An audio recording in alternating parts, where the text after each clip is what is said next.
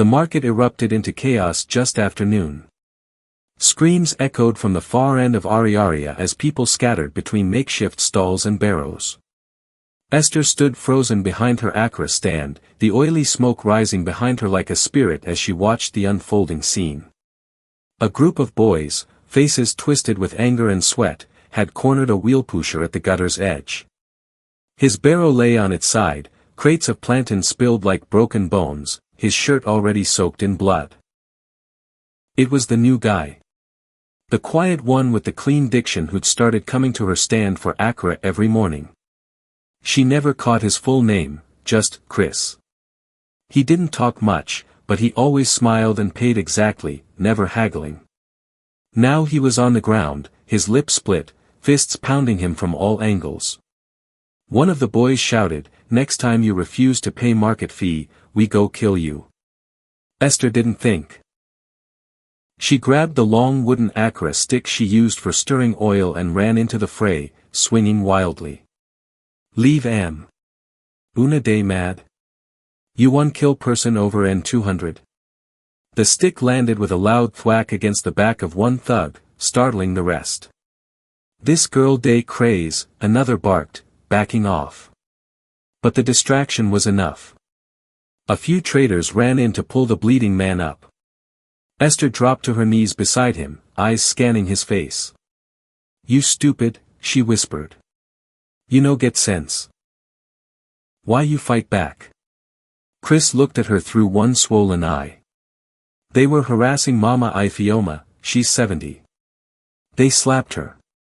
Esther blinked, stunned. He wasn't fighting for himself. He fought for the Fralium cellar near the latrine corner. Even Esther didn't like getting involved when those Agboro boys came around. A crowd had formed. One of the older traders was calling the market union head. But Esther didn't care. She just grabbed Chris by the arm and hauled him up. "Come. Before your blood stain my Akara pot." They limped behind her stall, tucked between two zinc roofs.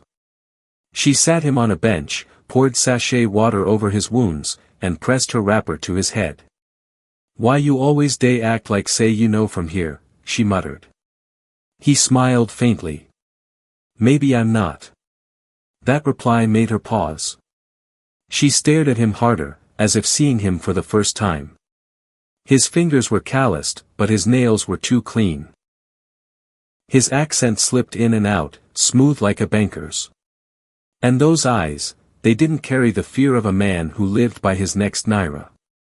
"Who are you really, Chris?" she asked, suspicious now. He chuckled weakly. "Just a wheelpusher."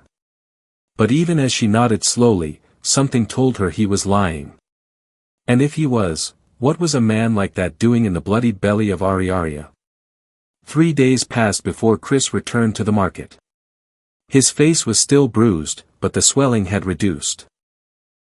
Esther spotted him from a distance, walking slowly with his barrow, his head lowered beneath a brown cap. She almost looked away. But then he came to her stall, again, same time as always. "You still day fry for angry people like me?" he asked, smiling carefully. Esther narrowed her eyes. "You know even tell me say you day alive. After I clean your blood, you vanish." "I went to rest," he said.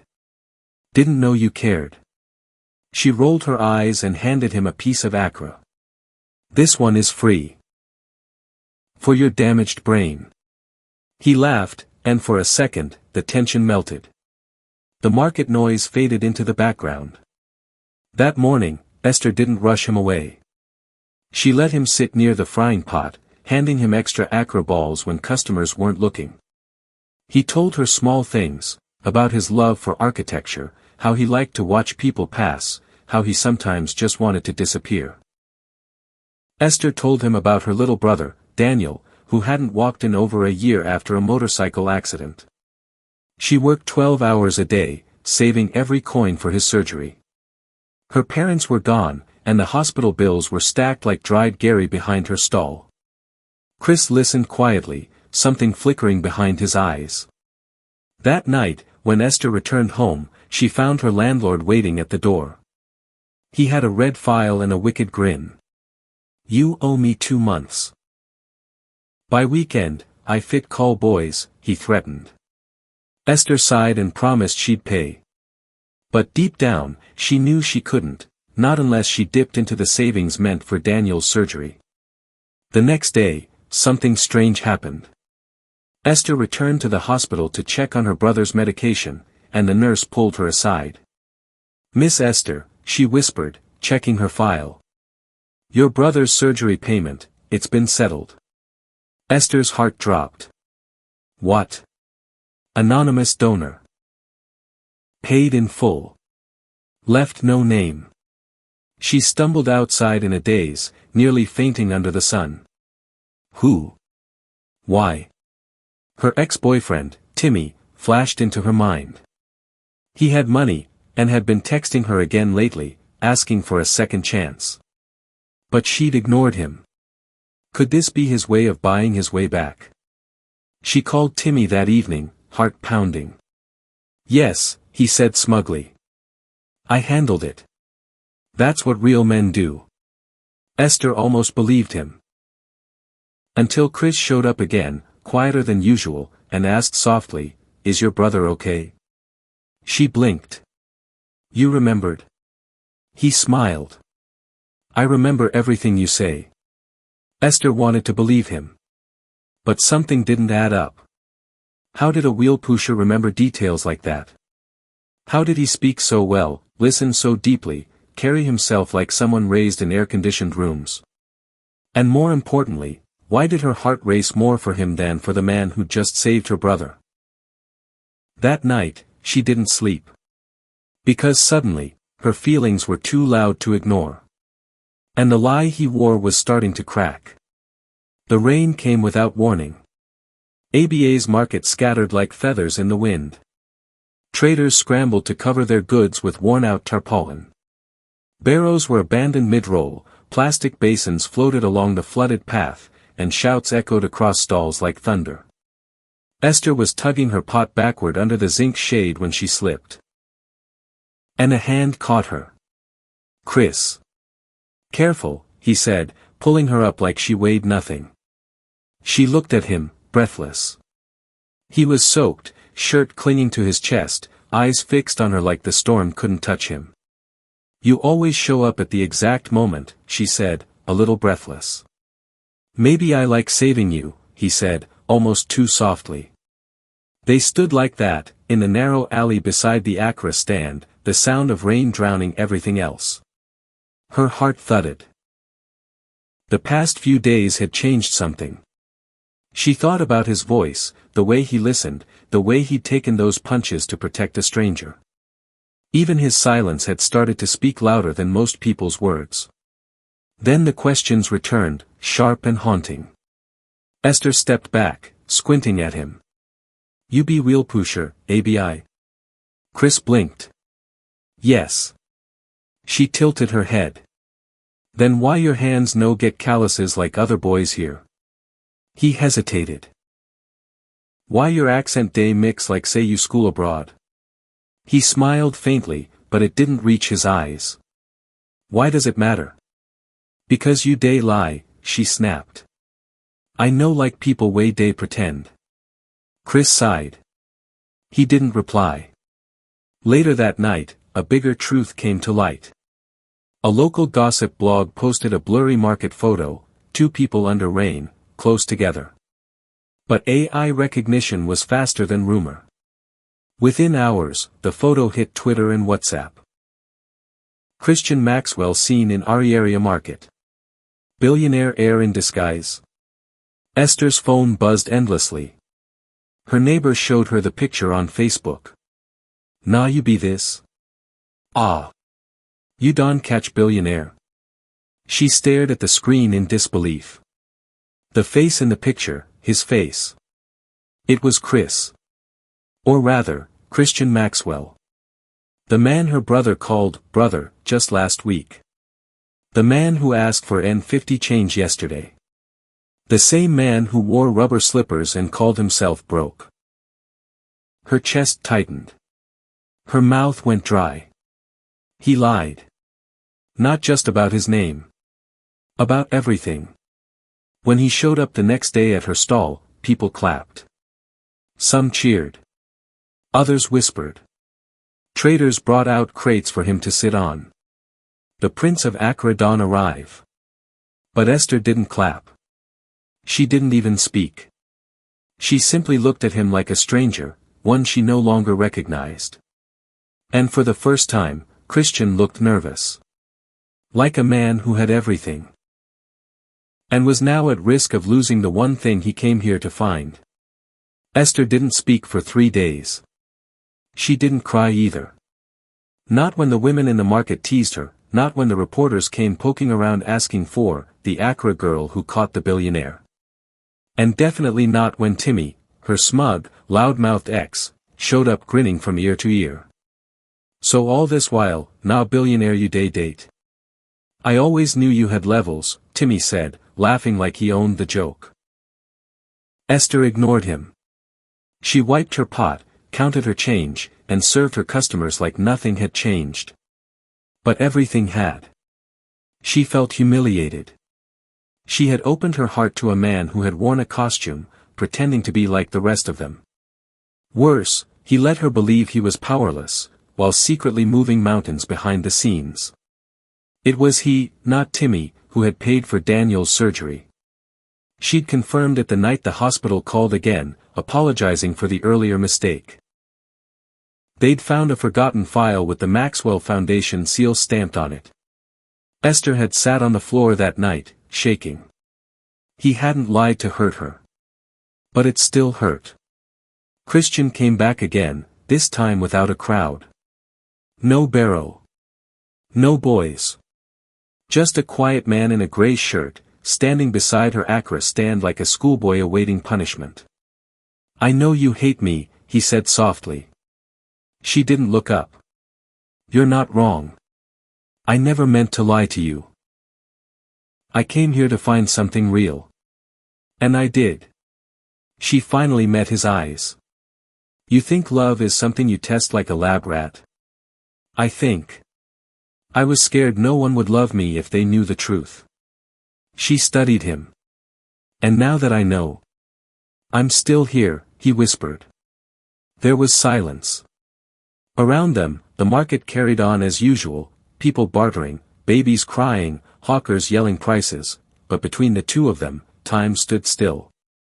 Then Esther stepped out from behind the stall. You made me look like a fool, she said, her voice low but sharp. I know, he replied. You made me trust a version of you that didn't exist. I understand. She paused, folding her arms. But, you also carried my mother's pot when no one else would. You bled to protect an old woman you didn't know. You stood in the rain and shared Akara like you earned N100 a day. Christian stepped closer, unsure. And that version of you, she continued, might be the truest part. He looked at her, stunned. I don't trust rich men, she added. But I trust what I saw when you had nothing. It wasn't a confession of love. It wasn't even forgiveness. But it was enough. He smiled, hands shaking a little. So, can we start again? Esther nodded once. As long as you never wear another mask. Behind them, a small crowd had gathered again, but this time, they stayed quiet. Because sometimes, love doesn't need a grand announcement. Just truth. And two people willing to walk through dust, and still see diamonds. Months passed, but the market didn't forget. People still pointed when Christian came by, now dressed in clean shirts but still wearing old sandals, as if trying to blend in. Of course, it was impossible. His presence always made the space quieter, eyes turning as he approached the Akara stand. But Esther had changed too. Her once modest stall now stood proudly beneath a bright red canopy, with a small wooden sign that read, Esther's Akara, taste the truth. Her recipe hadn't changed, but now customers came from all corners of ABA. Some came for the food. Others came for the story. Not long after their reconciliation, Christian introduced Esther to the Maxwell Foundation team, not as a charity case, but as a businesswoman. He helped her secure a grant. Not in her name, but under the local women's cooperative she created. If you help only me, she had said, then the system never changes. That was the woman he fell in love with, stubborn, sharp, unmovable in her values. And somehow, that made him want to kneel. One humid Saturday morning, he did. He didn't bring a ring. Not yet. Instead, he brought back his barrow, the same one from when they met. It had been polished, painted golden, and filled with fresh Akara wrapped in banana leaves. The crowd gathered again, curious and wide-eyed. Esther stepped out from behind her stand, blinking. "Is this supposed to be romantic?" she asked, arms folded. Christian knelt by the barrow. "You once asked me who I really was," he said. "The truth is, I'm the man who fell in love with you while pushing this." The market gasped. "I have mansions, jets, and banks under my family name," he continued, "but I found more wealth in your eyes than I ever did in my inheritance. And if you say yes, not to marriage, not yet, but yes to building a life slowly, with me, then I'll wait beside this barrow for however long it takes." Esther was quiet. The crowd leaned in.